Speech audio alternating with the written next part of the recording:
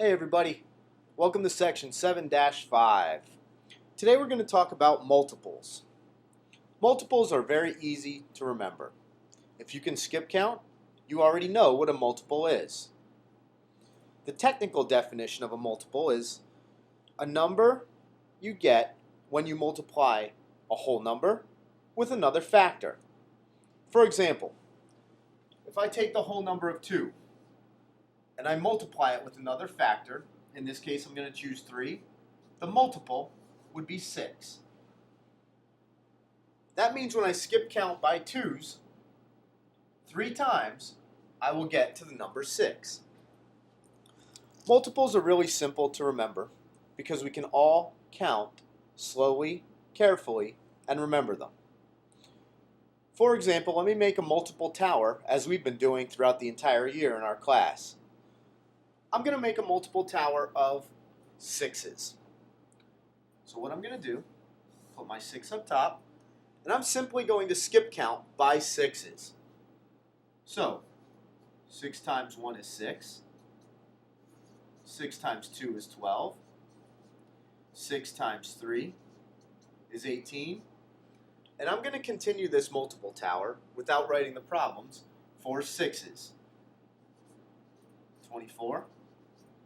30, 36, 42, 48, and so on. This list here is my list of multiples for 6. These are all the numbers I'm going to say when I skip count by 6's. Multiple list of 7's. 7, 14, 21, 28, 35, 42, 49, and so on.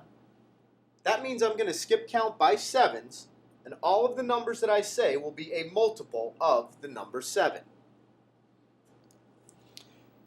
That's basically it for multiples. Some problems in this section, you're going to have to compare two different sets of multiples to see which number matches up together. For example, in my 2's and 4's, I want to know which 3 multiples match up when I count by 2's and 4's. 2, 4, 6, 8, 10, 12, 14, 16. When we count by 4's, 4, 8, 12, 16, 20, 24. Well, I can see I do have some common multiples here. 4 is in both lists. 8 is in both lists. As well as 12 and 16. Now, had I continued with my 2's, I would have been able to find some other common multiples.